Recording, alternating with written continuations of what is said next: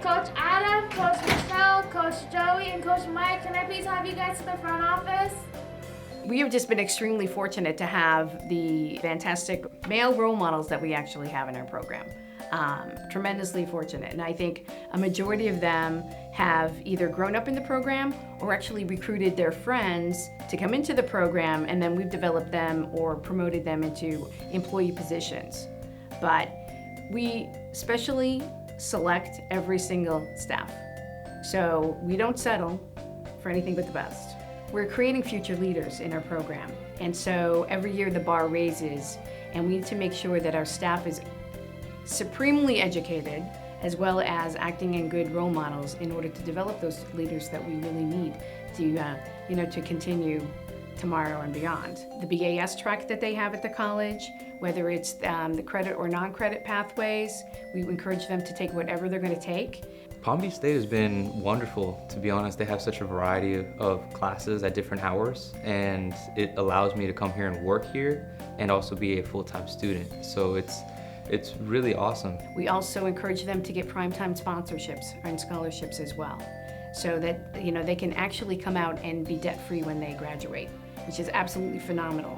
And I give the county a lot of credit, as well as the college, for accepting that scholarships and for pursuing education on that level for people who couldn't afford it any other way.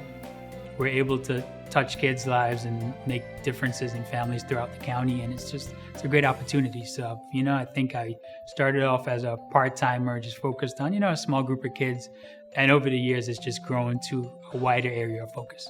What we can do to not just help them succeed at school, but how we can motivate them further down the line. When you find a job where you have fun doing what you do and you make a difference at the same time, it was it just worked out. I wouldn't change it. Traditionally, women have always been considered the nurturers and the ones to go into the field, where, realistically, men can and do have successful careers in education. The Department of Labor right now says that between now and 2026, they see an increase of 7% of males going into non-traditional fields such as teaching. All right, go ahead, Sophie. What are you supposed to do? It's a Malaya. I said that too. It's tomatoes. Tomatoes. Yep.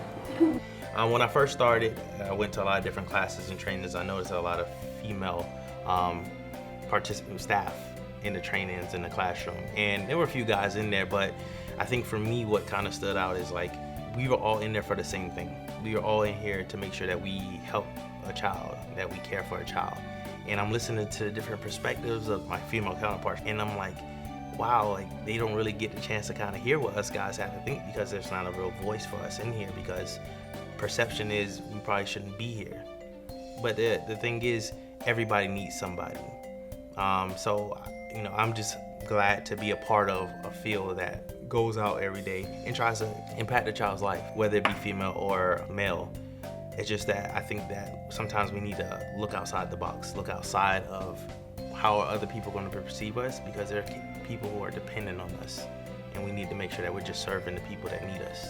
In this career field, you're able to invoke change, not only from an individual level with individual students, but at a local level, because that student's going to move on and become a local leader. And from there, you could even make a worldly change, because one of your students may become tomorrow's leader, tomorrow's rock star, tomorrow's entrepreneur. So it's honestly the most rewarding thing I can possibly see doing with my life, so I can absolutely see how somebody else can be rewarded doing this.